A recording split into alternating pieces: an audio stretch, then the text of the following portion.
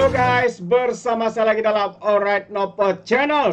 Akaun palsu untuk sebar berita palsu dan juga fitnah harus ditangkap segera dan jangan dilepaskan. Jadi saya memuji tindakan daripada Kementerian Komunikasi ya untuk mewujudkan satu task force untuk ya menangkap, menyelidik, karena kita tahu mereka yang sering menggunakan isu ini adalah kalangan mereka, khususnya sitro-sitro pembangkang ya, yang membuat fitnah, memotong sebuah video panjang, contohnya kenyataan Perdana Menteri kita yang diputar belit maksudnya, lepas itu membina persepsi berita palsu. Jadi kita harapkan individu seperti Ratu Badak ini harus diambil tindakan.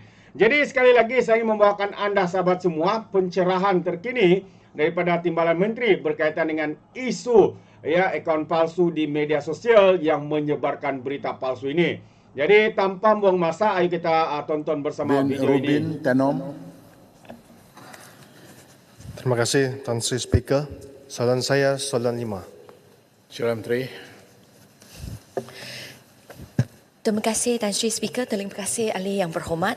Kementerian Komunikasi menerusi Suruhanjaya Komunikasi dan Multimedia Malaysia MCMC giat memperluas kerjasama dengan platform media sosial dan juga agensi penguatkuasa lain bagi menangani isu penyebaran maklumat palsu berpandukan Akta Komunikasi dan Multimedia 1998, Akta 588 serta undang-undang sedia ada yang lain. Dari tahun 2022 hingga 15 hari bulan November 2024, sebanyak 21,156 kandungan palsu telah diturunkan oleh penyedia platform media sosial berdasarkan pertimbangan dan penilaian oleh penyedia platform itu sendiri mengikut standard komuniti yang telah ditetapkan. Bagi tindakan penguatkuasaan pula, sebanyak 198 kes bagi elemen palsu telah pun disiasat dan pada jumlah tersebut, sebanyak 5 kes telah didakwa oleh Jabatan Penguam Negara dan dijatuhkan hukuman. Undang-undang pindaan Akta 588 telah diluluskan dalam mesyuarat Jemaah Menteri pada 22 hari bulan November 2024 dan dijangka dibentangkan dalam mesyuarat Parlimen pada Disember ini. Dalam hadangan pindangan kepada Akta 58, evolusi teknologi dan peningkatan tahap penggunaan serta kebergantungan kepada teknologi telah diteliti dan diambil kira bagi menangani ancaman di dalam cyber termasuk isu penyebaran maklumat palsu melalui platform dalam tarian sehingga menyebabkan kemudaratan kepada pengguna. Selain daripada itu, kementerian-kementerian lain juga sedang meneliti seperti RUU Keselamatan dalam Talian dan juga pindaan kepada kanun kesesakan bertujuan mengekang aktiviti jenayah di media sosial termasuk berita palsu. Kementerian Komunikasi juga telah menubuhkan Task Force menangani berita palsu pada 1 hari bulan Disember 2022 bertujuan memantau berita palsu yang mempunyai kesan negatif terhadap sistem politik, ekonomi, sosial, agama, budaya, keselamatan dan kedaulatan negara. Task Force ini telah dijenamakan semula kepada Task Force menangani berita palsu dan 3R mulai 6 hari bulan April 2023 selaras dengan penetapan fungsi baharu yang mencakupi pemantauan dan penguatkuasaan terhadap hantaran dan kandungan di media sosial yang menyentuhi sensitiviti 3R. Task Force menangani berita palsu dan 3R merupakan kolaborasi strategik yang melibatkan Suruhanjaya Komunikasi dan Multimedia Malaysia MCMC, Jabatan Penerangan Malaysia, Jabatan Penyiaran Malaysia, Jabatan Komunikasi Komuniti bernama FINAS KDM AGC, Bahagian Hal Ehwal Undang-Undang, Majlis Keselamatan Negara, Jabatan PDRM dan juga Jabatan Perpaduan Negara dan Integrasi Nasional. Bermula dari 1 hari bulan Disember 2023 sehingga 22 November 2024, sebanyak 27 mesyuarat Task Force menangani berita palsu dan 3R telah diadakan. Sekian jawapan saya. Terima kasih Tan Sri Speaker. Baik, saya jemput Tenom. Terima kasih Timbalan Menteri Kulai atas jawapan terperinci yang diberikan. Soalan tambahan saya ialah, apakah pendirian kerajaan terhadap keperluan bagi mewujudkan suatu rang undang-undang khusus yang bersifat dinamik seiring dengan perubahan teknologi dan peredaran zaman berhubung dengan maklumat palsu, ataupun adakah undang-undang sedia ada mencukupi untuk mengekang penularan maklumat palsu ini? Terima kasih. Ya, Menteri. Terima kasih Tan Sri Speaker. Terima kasih ahli yang berhormat atas soalan tambahan tersebut.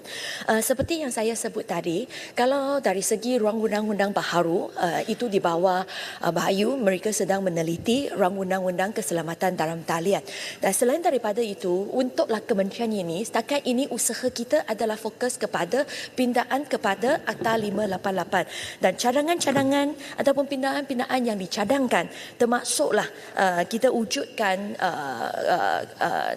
section ataupun klausa-klausa baharu di mana kita bagi pihak berkuasa sepertilah PDRM ataupun pegawai yang diberi kuasa untuklah memelihara data komunikasi dan jugalah untuklah menzahirkan data komunikasi yang disimpan. Dalam bahasa Inggeris kita panggil preserve data dan jugalah discovery data. Kami percaya bahawa denganlah kaedah ini adalah kita mengambil kira teknologi baharu untuklah memastikan bahawa siasatan oleh pihak berkuasa akan menjadi lebih berkesan. Sekian jawapan saya. Terima kasih. Baik, saya jemput All-Star. Terima kasih Tan Sri Speaker. Lawa nektai Tan Sri Speaker.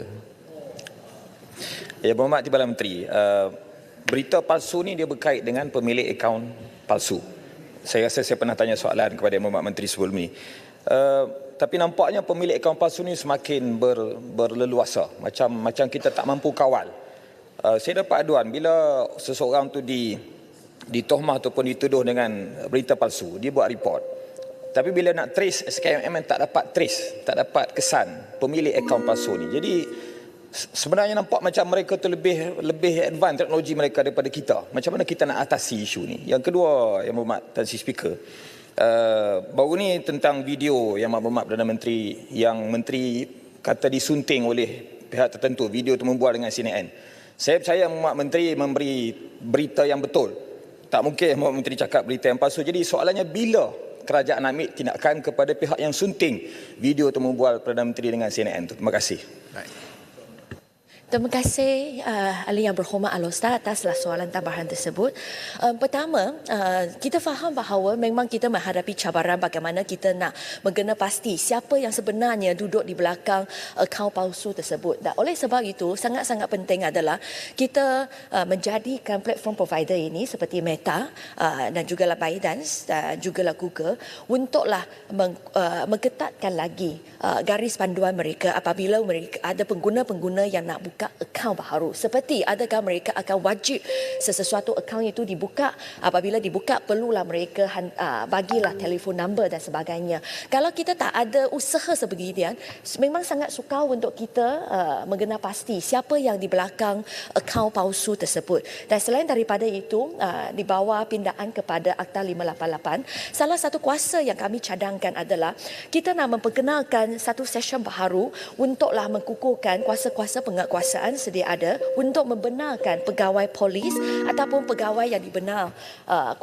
diberi kuasa untuk menghendaki mana-mana orang yang menggawal sistem komunikasi untuk menzahirkan data tersebut melalui kaedah yang dinyatakan. Jadi kita percaya bahawa dengan session tersebut, satu session baharu, kalau diluluskan oleh Dewan Rakyat ini, kita berkuasa, pihak PDRM berkuasa untuk minta platform provider itu untuk zahirkan data-data tentang pengguna akaun tersebut, dan harap dari sana kita bolehlah mempermudah lagi siasatan olehlah pihak PDRM. Dan tentang tindakan yang akan diambil terhadap mereka yang sunting video tersebut, saya rasa lebih sesuai untuk dijawab oleh pihak PDRM. Terima kasih ahli yang berhormat.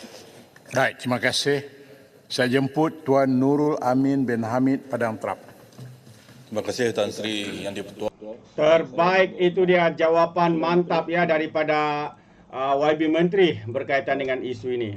Sebenarnya kita harapkan kerajaan ini segera ya mencari inisiatif bagaimana untuk mencari individu-individu yang membuat hantaran palsu, menggunakan akaun palsu, fitnah dan juga berita-berita palsu. Jadi kita harapkan ya penguatkuasaan harus dikenakan segera kepada individu-individu yang membuat ya kenyataan seperti ini. Itu pandangan saya. Bagaimana dengan Anda sahabat semua? Anda boleh berikan komen ya di dalam ruangan komen. Jadi terima kasih, izinkan saya untuk mengundurkan diri dan seperti biasa peribahasa mengatakan kapapun kangkap 2 ton keinginan. Dalam bahasa Melayunya tepuk dada tanya selera. Sekian jadi pada Alright Nopo Channel, saya kita berjumpa lagi. Bye bye.